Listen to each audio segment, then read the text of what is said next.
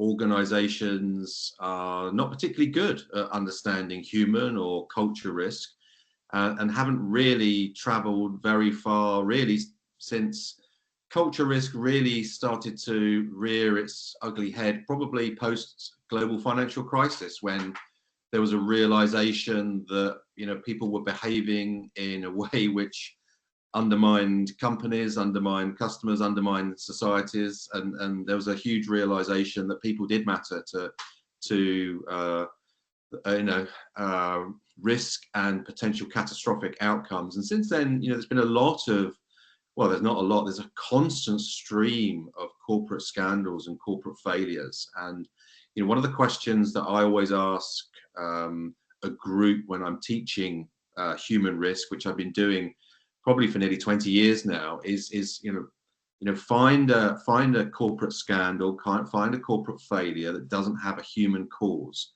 And it's pretty rare. There are some, but it's highly rare. Most corporate failures, most corporate scandals have a human or culture causal factor that lies at its heart. And yet most organizations are failing to understand, assess, and mitigate these risks. So that's really where we start. The Earth is a people project, but we keep on, it's so obvious, but we keep on forgetting that people are at the heart of it all. Most technologies has a human sitting behind it, setting it up, setting up the emissions technology in VW. That's humans sitting behind it, sitting behind everything. So I actually would like to go a step further and say, I cannot think of any scandal that doesn't have a human behind it. I don't think it's even possible, because the scandal is set up by a human being. Well, exactly. I mean, I'll give you an example. I was at an event, it was an investor event actually, and risk was the subject of it. And they were talking, the subject came up, the example that came up was California wildfires, which were caused by PG&E, a massive US company, famously featured in the film Erin Brockovich. But they were found to be the cause of California wildfires probably some 5-6 years ago now. And it was interesting because the risk that manifested there was couched as an environmental risk. And, I sort of interjected and said, well, fundamentally, the reason these wildfires arose was because the company stopped having people clear the land properly, so that the land became overgrown. It was prone to the fire risk around power lines became huge, and that risk manifested, and that was one of the reasons that the land caught fire. So it was human beings which didn't do their job, but it was human beings that didn't do their job because leadership decided that job wasn't necessary because they were stripping cost out of the business.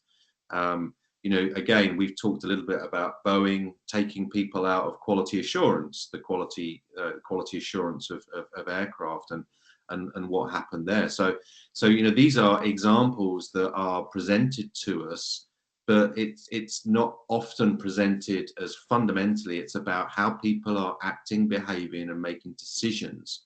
How those human beings are, what's causing those human beings to do things in a certain way. So yeah, I mean, as you say, when you think about it in those terms, with the advent of AI, AI is doing lots of things. There's lots of risks around AI, but it's AI which is being programmed by humans, cognitive biases, underlying human-related approaches to how AI operates. So even when we look at technology, we're looking at human beings that have programmed and developed that technology. And even if we look at the other end of environmental issues, like if you decide to build in a 100-year flood zone, yes, we can say it's the environment, it's the river that came down, killing and wiping houses. It's still a human that made that decision for whatever intention, that it's okay to build in the flood zone. It's okay to live in a fire-prone mountain Yes. and not clear brush. Yeah. The fires were there for millennia, but the decision to build a house there and accept that as that it's not going to happen, that's the issue. Exactly. And I think when you start thinking about that, it should become extremely obvious. Yet, if you go back even a short while, and still today, you can go to a company report, and often the material risk that's reported in its risk assessment, often the first risk that's identified from a human perspective is attracting and retaining key talent. So there's often a plain vanilla statement that was has been found in report after report, and that's often for many firms the only material human risk that they identify and report in their annual filings. Obviously, if you look at mining, construction, and heavy industry, health and safety is clearly a risk which has always been captured. Accidents, obviously, deaths and near misses and so on, fatalities is something which those kind of firms do report on. But outside of that, there's a huge array of human risk and causal factors of human risk which go missing. And obviously, when you look at risk through a maturity lens, we ask 32 different questions, which each one is a causal connection to value, but it's also a causal connection to risk. So we look at risk through 32 different factors. In most companies' cases, they're only really assessing and understanding a handful of those. So today, attracting and retaining talent may be one thing, health and safety may be another. There may be some commentary on diversity and inclusion. There may be some commentary on well-being. Often those latter two issues aren't very well assessed or measured, so they may just be making some kind of statement around these areas. But beyond that, it's generally bereft of any understanding or assessment. So as I said, each of the questions we look at can be looked at through a risk lens. So a simple example which I teach is look at how an organization learns, how it acquires and shares knowledge. So for example, if you're in a hospital setting and you acquire some knowledge which helps you do a medical procedure better and more safely, if you don't share that knowledge, then that risk is still existing in all other operating theatres. Equally, you're not improving the hospital and the medical care. So on the one hand, there's a value improvement, but there's also risk mitigation, and that's why risk is the other side of the value coin. But of course, we can go a lot wider. We look at communication, the way decisions are being made. We look at quality systems. We look at innovation. We look at trust. We look at values and principles and purpose. And all these areas are areas of where organizations can add value from a human perspective. But if they don't, they're carrying risk. And actually, where organizations are not scoring well on these individual factors, that risk can be potentially catastrophic. And as you say, you mentioned VW, people designed an emissions cheating system. And the question is, why did they do that? And until you get to the causal reason why people acted and behaved and made a decision to do that, you're not going to get to the bottom of that risk. And I would argue, VW never asked that question, certainly at the outset, never recognized it as a potentially systemic problem, which is the other thing that arises when some of these risks manifest, is that issues like emissions cheating or bribery scandals or other forms of misconduct, organizations like to shut it down. They like to pretend it's a rogue employee, a bad apple, isolated group of staff. And the reality is that more often than not, these are systemic problems which are endemic across a whole organization. And that risk continues to manifest time after time. How do you find the balance between, and I like that you say it's about the value component, and the flip side of that is the risk component. But one of, in my view, the reasons why the health and safety component don't get taken as seriously as it could is because some health and safety professionals totally go overboard. Wearing a reflective jacket in the office, there's no chance that a truck's going to knock me over in the office, but the corporates like you to wear a reflective jacket if you're in a manufacturing concern. So those type of stuff does verge on the ridiculous, and it's always been put under the banner of risk. But I like that the flip side of the MI's approach is that it's about the value component, and the lack of value is the risk. So it brings a bit of sensibility to the risk, because life is risky. None of us is getting out of this gig alive. No. So. No, it's interesting you bring up that example, because we did some work with a large energy infrastructure construction organization around safety. And as you say, a lot of health and safety is compliance driven. It's done by rules and regulations, and you've got to do things in a certain way. You've got to have posters on a wall, and you've got to be doing this X, Y, Z. And of course, having minimum standards around all that is really, really important. Of course, that's a really critical way of ensuring a minimum level of safety in any workplace organizational setting. But mature organizations don't take that approach. They look at issues of safety and risk through a human lens. So I'll give you an example.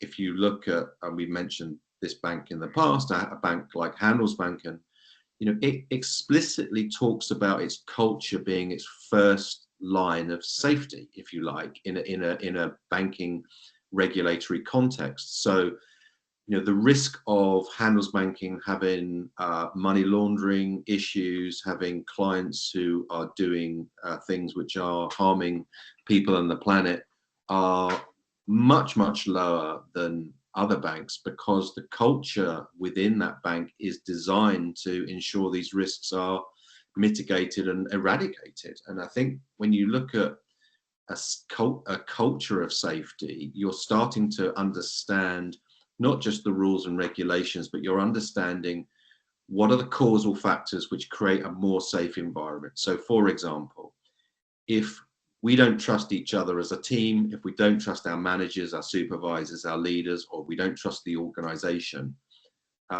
there's a very logical line of sight between lower levels of trust and less safe environments. If I don't trust the organization, I'm less likely to raise my hand and say there's something going wrong. And that's a really good example of where a cultural characteristic or a maturity factor has a direct and explicit line of sight to both value and risk. So a mature organization says, high trust is really, really important because it drives collaboration, cooperation, and innovation.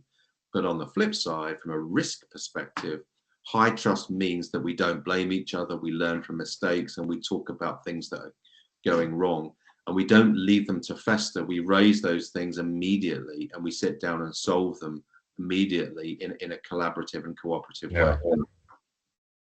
And the speed of trust is when there's books written on the topic, because just trust helps things to. And when I with this, I told you this morning I bought a new laptop. Now, because we don't trust the internet with all the malware and Trojans and all.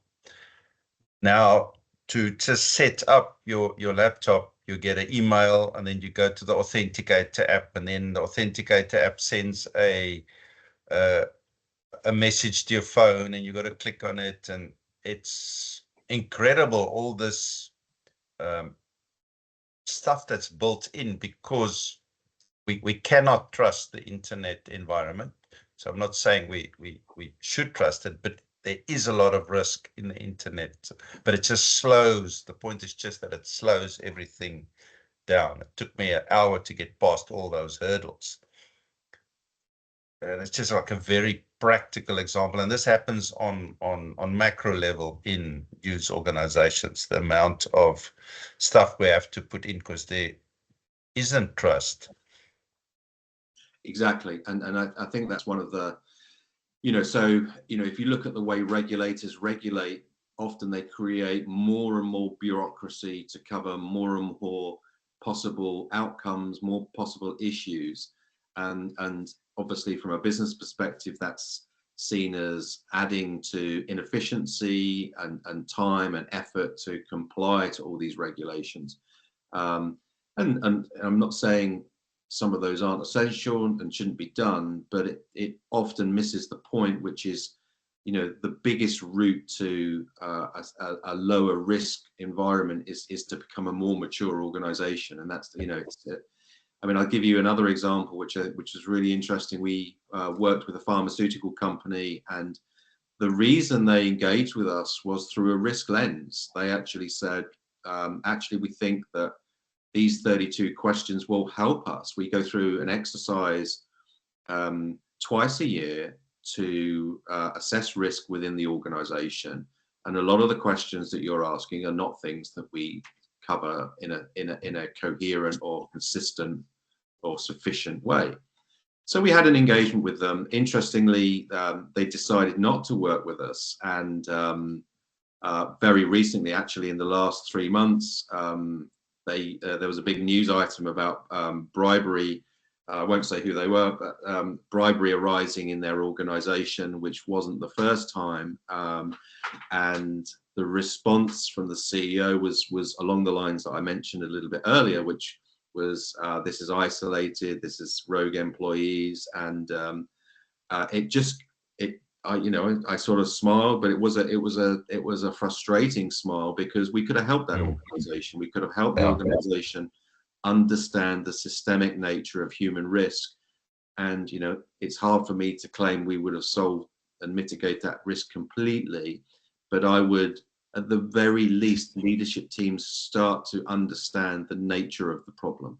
And once they start to understand the nature of the problem, then your thinking is transformed from a very narrow, often blinkered lens to a much wider and wider perspective, which you can then go deeper from. And that, in the essence, what you're explaining is maturity, because ignorance is bliss. As a CEO, if I'm not aware of all these problems, I can't get blamed for not doing anything about it. And that's a immature approach, because the risk doesn't go away whether you recognize it or not. And sometimes you're lucky, or mostly we are lucky, that these things do not happen. And then we think it's not needed. Exactly right. And the reality is that these things exist, the risk exists, the risk is being carried, and as you say, ignorance is bliss. The problem is when these risks manifest, they can be, as I said, I'd use the word catastrophic, and I don't use that in a way because it's hyperbole. It's reality. The reality is that when some of these type of risks manifest, they can manifest in a way which is material. It can affect the share price, it can damage reputations, and in more extreme cases, it can put whole organizations in jeopardy, particularly if that risk is not addressed and it's allowed to fester over a very long period of time. So this ignorance is bliss is fine, and I suspect a lot of leadership teams with CEOs that view their tenure as being 3 to 5 years, if they don't take that long-term view, they're happy not to be aware of it, because they probably feel that they're going to be long gone by the time anything bad will happen. The reality in today's world, with bonus clawbacks and in certain parts of the world, is that even leaders can't afford to take that kind of view anymore. You have to be aware of the long-term health of your organization, and ignorance will become less and less of an excuse or a reason not to act. Are there any industries in your experience that are more prone to risk, or is it across the board, all types of organizations? All types of organizations, but risk manifests in different ways, right? So, we were, if you look and, Hence the 32 angles, not just one. exactly. So, if you look at quality, for example, and you compromise quality because you don't train people, or you haven't got the human capital necessary to make sure, or you're a low trust organization, that risk will manifest in different ways. For BP, there was a Gulf of Mexico oil spill. Wasn't the first time they had an oil spill. It wasn't the first time that kind of risk manifested, or certainly with respect to the underlying cause. We mentioned Boeing, planes falling out of the sky. In a hospital setting, that risk may manifest as, adverse patient care. It may manifest not as profit or loss issues, but it may be life or death. We're doing a lot of work with law firms, and the risk that's manifesting for them, for example, around mental health and well-being, because people are being asked to work extraordinary hours. There's a clear issue of well-being within the legal sector. Now, the risk that's manifesting in the sector is things like quality of work. Are clients actually getting the best possible quality? Can you do your best work when you're tired? The answer is no. But equally, people are getting burned out. Last year, a senior partner for one law firm committed suicide, and there was a lot of narrative around the contribution to her mental health from the work that she was being asked to do.